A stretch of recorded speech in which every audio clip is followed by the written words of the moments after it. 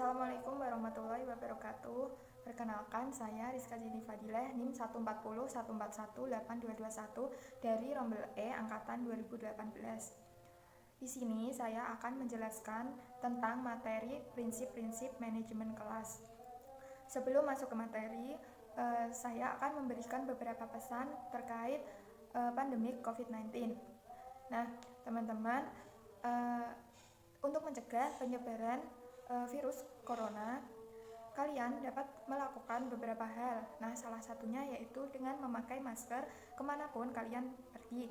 Nah, yang kedua dengan mencuci tangan sebelum dan sesudah melakukan aktivitas apapun. Nah, kemudian yang terakhir yaitu dengan stay at home.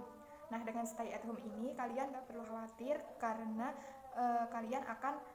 kalian bisa melakukan beberapa aktivitas maupun beberapa kegiatan yang bermanfaat. Nah, salah satunya yaitu dengan belajar di rumah, kemudian mengerjakan tugas-tugas kuliah online, kemudian dapat membantu meringankan pekerjaan orang tua di rumah yaitu dengan bersih-bersih di rumah. Nah, kemudian kalian dapat membantu menyelesaikan tugas sekolah adik maupun sepupu-sepupu kalian. Nah, yang terpenting yaitu kalian dapat menghabiskan waktu bersama keluarga di rumah. Nah, teman-teman, tetap stay safe, stay healthy, and stay at home. Nah, teman-teman, di sini saya akan menjelaskan materi tentang prinsip-prinsip manajemen kelas. Ada 6 poin penting yang akan saya sampaikan dalam materi prinsip-prinsip manajemen kelas. Nah, yang pertama yaitu ada pengertian manajemen kelas, yang kedua ada pengertian prinsip dasar manajemen kelas, yang ketiga ada macam-macam prinsip manajemen kelas, yang keempat ada prinsip yang harus diperhatikan dalam mengatasi masalah untuk menciptakan kondisi kelas yang efektif, yang kelima ada strategi untuk mengimplementasikan prinsip manajemen kelas, dan yang terakhir yaitu ada prinsip yang harus diperhatikan sebagai syarat untuk membuat model pembelajaran yang efektif. Nah, yang pertama saya akan menjelaskan tentang pengertian dari manajemen kelas. Nah, apa sih pengertian dari manajemen kelas itu? Nah, manajemen kelas yaitu program yang dibuat oleh guru untuk mendayagunakan secara maksimal potensi kelas yang terdiri dari 3 unsur, yaitu ada guru, siswa, dan proses, sehingga tujuan pembelajaran dapat tercapai secara efektif, efisien, dan mengantisipasi masalah-masalah yang kemungkinan akan terjadi. Yang kedua, saya akan menjelaskan tentang pengertian dari prinsip dasar manajemen kelas. Prinsip dasar manajemen kelas adalah acuan yang dimiliki sebagai pokok dasar dalam berpikir maupun dalam bertindak bagi seorang guru untuk menciptakan dan memelihara kondisi kelas yang optimal. Nah, selain itu juga untuk mengantisipasi terjadinya gangguan-gangguan dalam proses pembelajaran. Yang ketiga, saya akan menjelaskan tentang macam-macam prinsip dalam manajemen kelas. Macam-macam prinsip dalam manajemen kelas itu ada 6. Yang pertama, hangat dan antusias. Yang kedua, tantangan. Yang ketiga, bervariasi. Yang keempat, keluasan. Yang kelima, penekanan pada hal-hal yang positif. Dan yang terakhir yaitu penanaman disiplin diri. Di sini akan kita ulas satu persatu dari macam-macam prinsip dalam manajemen kelas. Yang pertama itu ada hangat dan antusias. Di sini maksudnya yaitu dalam proses pembelajaran guru harus menerapkan sifat hangat dan antusias dengan tujuan supaya guru itu dapat mudah disenangi oleh para siswa dan juga guru tidak akan pernah dilupakan oleh siswa. Nah, yang kedua yaitu ada tantangan. Di sini maksudnya kemampuan guru dalam memberikan tantangan kepada siswa akan menumbuhkan semangat belajar siswa. Nah, disinilah perilaku menyimpang dari para siswa akan terminimalisir.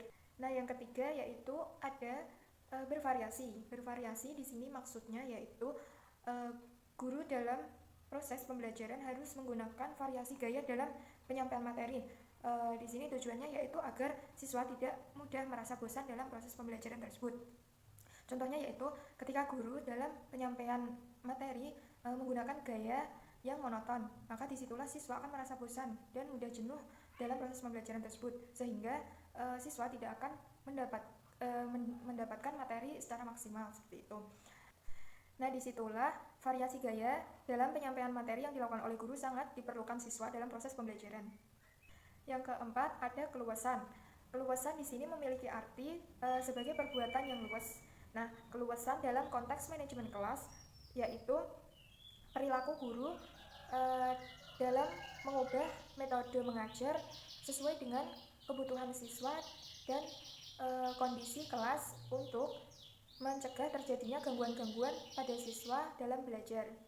Yang kelima, ada menekankan pada hal-hal yang positif. Di sini maksudnya yaitu guru dalam proses mengajar harus menekankan kepada siswa tentang perilaku-perilaku yang positif, dan juga guru harus menghindarkan siswa dari pemusatan perilaku-perilaku yang negatif seperti itu. Nah, yang terakhir yaitu ada penanaman disiplin diri. Di sini maksudnya yaitu dalam proses pembelajaran guru harus mengajarkan tentang kedisiplinan kepada siswa supaya dalam kegiatan pembelajaran kondisi kelas dapat berjalan dengan damai, tentram, dan juga menyenangkan seperti itu. Nah, yang keempat, saya akan menjelaskan tentang prinsip-prinsip yang harus diperhatikan dalam mengatasi masalah untuk membuat kondisi kelas menjadi efektif. Hal-hal yang perlu diperhatikan yaitu yang pertama, bila situasi kelas memungkinkan anak-anak untuk belajar secara maksimal, maka fungsi kelompok harus diminimalkan. Yang kedua, manajemen kelas harus memberikan fasilitas untuk mengembangkan kesatuan dan bekerja sama. Yang ketiga yaitu anggota-anggota kelompok harus diberi kesempatan berpartisipasi dalam pengambilan keputusan. Yang keempat, anggota-anggota kelompok harus dibimbing dalam menyelesaikan keterbimbingan, ketegangan, dan juga perasaan tertekan. Dan yang terakhir yaitu perlu diciptakannya persahabatan dan kepercayaan antar siswa yang kuat. Yang kelima, saya akan menjelaskan tentang strategi untuk mengimplementasikan prinsip-prinsip manajemen kelas. Yang pertama yaitu keteladanan. Keteladanan adalah pemberian contoh perilaku dari seseorang kepada orang lain. Nah, di sini guru dapat melakukan pendekatan kepada siswa dengan menerapkan keteladanan, yaitu dengan guru memberikan tingkah laku yang baik kepada siswa. Nah, dengan guru memberikan perilaku atau tingkah laku yang baik kepada siswa, maka siswa akan lebih semangat dalam melakukan proses pembelajaran. Yang kedua yaitu pembiasaan. Pembiasaan adalah menerapkan sesuatu secara kontinu agar menjadi sebuah kebiasaan. Yang ketiga, melalui cerita atau contoh pembelajaran.